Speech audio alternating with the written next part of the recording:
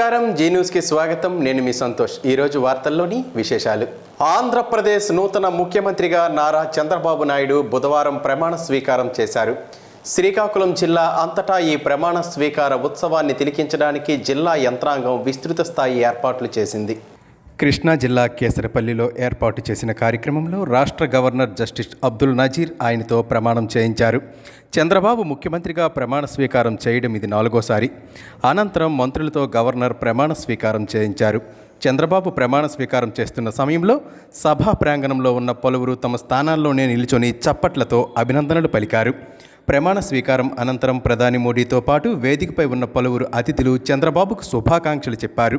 శ్రీకాకుళం జిల్లాలో ఈ కార్యక్రమాన్ని ప్రత్యక్ష ప్రసారం ద్వారా అన్ని నియోజకవర్గ కేంద్రాల్లోనూ మండల కేంద్రాల్లోనూ ఎల్ఈడి స్క్రీన్ల ద్వారా ప్రదర్శించారు.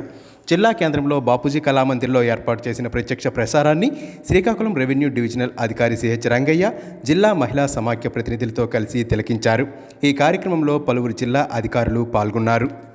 ప్రమాణ స్వీకారాన్ని డైరెక్ట్గా ప్రజలందరూ చూసేలాగా ఏర్పాటు చేయడం జరిగింది. ప్రజలు కూడా ఉత్సాహంగా చాలామంది అన్ని సీట్లు భర్తీ అయ్యేలాగా పాల్గొన్నారు. ఇది రాష్ట్ర ప్రభుత్వ ఆదేశాల మేరకు ఏర్పాటు చేయడం జరిగింది.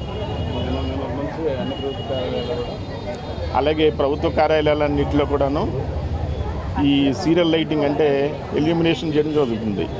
అంటే ఒక పండగ వాతావరణంలాగా చూపించాలనే ఉద్దేశంతో ఆంధ్రప్రదేశ్ రాష్ట్ర నూతన ముఖ్యమంత్రిగా నారా చంద్రబాబు నాయుడు ఈ నెల 12న ప్రమాణ స్వీకారం చేయనుండడంతో బుధవారం రంగురంగుల విద్యుత్ దీపాలతో శ్రీకాకుళం కలెక్టర్ కార్యాలయాన్ని అలంకరించారు. కలెక్టరేట్తో పాటు జిల్లాలోని అన్ని ముఖ్య అధికార కార్యాలయాలన్నీ విద్యుత్ వెలుగులతో దగదగలాడాయి.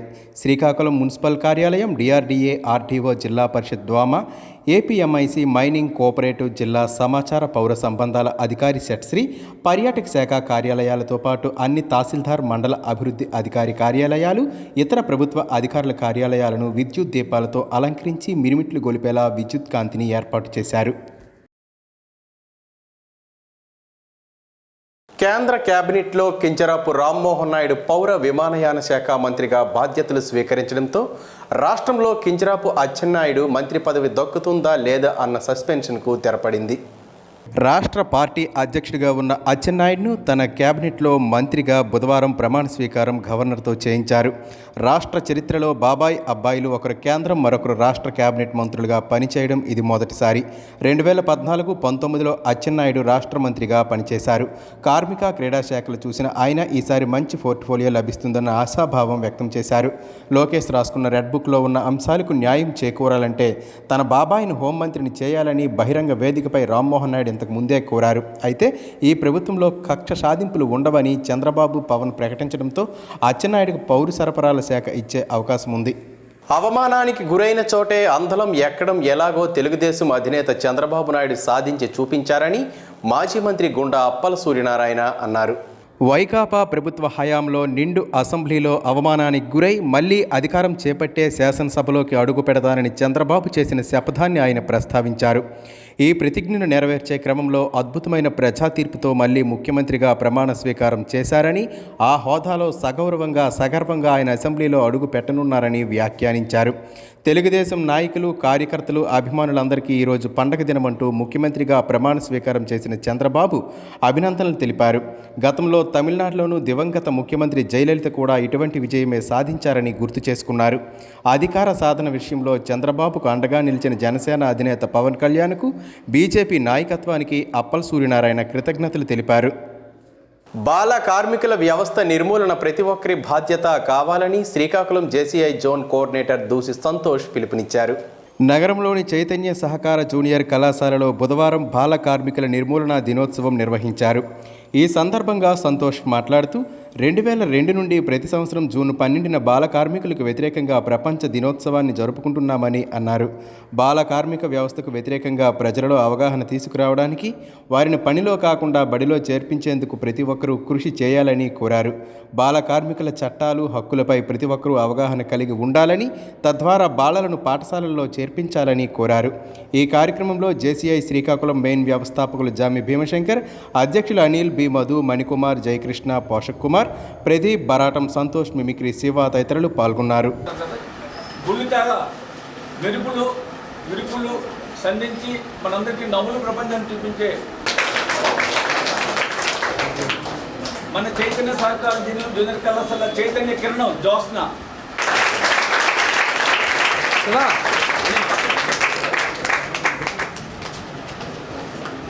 జవహర్లాల్ నెహ్రూ మహాత్మా గాంధీ చెప్పారు, నేటి బాలలే రేపటి భావి భారత పౌరులు అని. అలాగే అబ్దుల్ కలాం చెప్తారు, కళలు కనండి, కళలను సాకారం చేసుకోండి, నువ్వు కన్న కళలు నిన్ను ఎదుర్కొనివ్వకంటే చేయాలని. నేటి సమాజంలో భారతదేశం ఒక పక్క అభివృద్ధిని సాధిస్తున్నప్పటికీ ఇంకా పిల్లలు పనికి వెళ్తూ ఏ ఆశయాల కోసం, ఏ ఫలితాల కోసం దేశ వ్యవస్థ అంతా చూస్తుందో ఆ వ్యవస్థలో లోపభూయిష్టంగా ఉంది. చదువుకోవాల్సిన వయసులో, బడికి వెళ్ళాల్సిన వయసులో కార్ఖానాలకు, హోటళ్లకు పరిమితం అవుతున్నారు. పేపర్ డిస్ట్రిబ్యూషన్స్కి ఇటువంటి పరిస్థితిని రూపుమాపాల్సిన బాధ్యత భారతదేశంలో ఉన్న యువత, విద్యార్థులు, సమాజం, అందరు ప్రభుత్వాలు, రాష్ట్ర ప్రభుత్వం, కేంద్ర ప్రభుత్వం మీద కూడా ఉంది. ప్రభుత్వం చదువుకోవడానికి, అది కేంద్ర ప్రభుత్వం అవనండి, రాష్ట్ర ప్రభుత్వం అవనండి, మున్సిపాలిటీస్ అవనండి, లోకల్ బాడీస్ అవనండి, చాలా కష్టపడుతుంది. అందులో ప్రభుత్వానికి అనడానికి ఏం లేదు. కానీ వాళ్ళ యొక్క ఆర్థిక పరిస్థితిని దృష్టిలో పెట్టుకొని పిల్లల్ని బడికి పంపించకుండా ఇంటికి పనికి పంపించడం బాధాకరమైన అంశం. ఈ విషయాన్ని గమనించి ప్రతి ఒక్కరూ పిల్లల్ని చదువుకు పంపిస్తే చదువుకొని ఉన్నతమైన స్థానానికి వెళ్ళడానికి అవకాశం ఉంటుందని తెలియజేసుకుంటూ ఈ మహత్తర అవకాశాన్ని ఇచ్చినందుకు ధన్యవాదాలు తెలియజేసుకుంటాం. గ్లోబల్ ఎంపవర్మెంట్ ఆర్గనైజేషన్ నుంచి జేఈఈ అడ్వాన్స్లో మెరిసిన దివ్యతేజ ఇటీవల విడుదలైనటువంటి జేఈఈ అడ్వాన్స్ ఫలితాల్లో దివ్యతేజకి 3700 ర్యాంకు సాధించింది. గత 2 సంవత్సరాల నుంచి ఇంటర్మీడియట్ గ్లోబల్ ఆర్గనైజేషన్ ద్వారా కాకినాడ ఆదిత్య జూనియర్ కాలేజీలో చదువుకుంటూ ఇంటర్లో 979 మార్కులు కైవసం చేసుకుని జేఈఈ అడ్వాన్స్లో కూడా మంచి ఉత్తీర్ణత ఫలితాలను సాధించి అందరి ప్రశంసలు అందుకుంది. స్థానిక ప్రైవేట్ హోటల్లో గ్లోబల్ ఎంపవర్మెంట్ ఆర్గనైజేషన్ ఫౌండర్ సద్గున్ ఆధ్వర్యంలో అతిథుల సమక్షంలో జరిగిన అభినందన సభలో హర్షం వ్యక్తం చేశారు. State president Mani Sharma, Sharvani Vidyalayam vice principal Satyavani, T Gopi, Lions club secretary Swaroop, జీవో స్పోక్స్ పర్సన్ పాల్గొని దివ్య తేజస్వినికి ప్రత్యేక అభినందనలు తెలియజేశారు. ఈ సందర్భంలో దివ్య తేజశ్రీ మాట్లాడుతూ గత కొన్ని సంవత్సరాలుగా గ్లోబల్ ఎంపవర్మెంట్ ఆర్గనైజేషన్ ద్వారా 39 మంది విద్యార్థులను దత్తత తీసుకొని విద్యను అందిస్తూ ఉన్నత శిఖరాలను అధిరోహించడానికి కారణమైనటువంటి సద్గునికి కృతజ్ఞతలు తెలుపుతూ తల్లిదండ్రులైనటువంటి సుధాకర్, సియోన్ కుమారి వారి కృషిని కూడా కృతజ్ఞతలు తెలుపుకుంటూ ఆనందాన్ని వ్యక్తం చేశారు. ఎంతోమంది విద్యార్థులను తీర్చిదిద్దుతూ ఇటీవల విడుదలైనటువంటి ఇంటర్మీడియట్ ఫలితాల్లో మన 2024లో మనకి రిజల్ట్స్ వచ్చాయి. ఈ 29 మందిలో కూడా 10 మంది స్టూడెంట్స్ టాపర్స్గా నిలిచారు, కాలేజ్ టాపర్స్గా నిలిచారు. తను చదివించిన పిల్లల్లో ఎంపీసీ నుంచి 7, బైపీసీ నుంచి 3. అదేవిధంగా మిగతా పిల్లలందరూ కూడా క్వాలిఫై అయ్యారు. అంతేకాకుండా ఇప్పుడు ఈ రోజు ముఖ్యమైనటువంటి కారణం ఏంటంటే దివ్యతేజ అనేటువంటి అమ్మాయి వాళ్ళ ఫాదర్ సిఎస్ సుధాకర్ గారు, ఎస్ కుమారి గారు, వాళ్ళిద్దరికీ పుట్టినటువంటి మాణిక్యమే నిజంగా ఈ అమ్మాయి దివ్యతేజస్కి. ఎందుకంటే మన సద్గును ఒక మంచి స్టూడెంట్స్ని ఎంచుకోవడం కూడా, చూజ్ చేసుకోవడం కూడా ఏ విధంగా చూజ్ చేసుకుంటున్నాడు అంటే వాళ్ళకు ఒక టెస్ట్ పెడుతున్నాడు, రిటర్న్గా ఒక టెస్ట్ పెడుతున్నాడు. ఎవరిని పడితే వాళ్ళని తెచ్చేసి వాళ్ళు చదివితే చదివారు, లేకపోతే పాస్ అయితే అయ్యారు, లేకపోతే లేదు అనేటువంటి విధంగా కాకుండా వాళ్ళకు ఒక టెస్ట్ పెట్టి దాంట్లో క్వాలిఫై అయితే మాత్రమే దీంట్లో తీసుకుని వాళ్ళందరినీ కూడా నిజంగా ఇందాక చెప్పినట్లు వజ్రాలుగా తయారు చేస్తున్నారు అనమాట.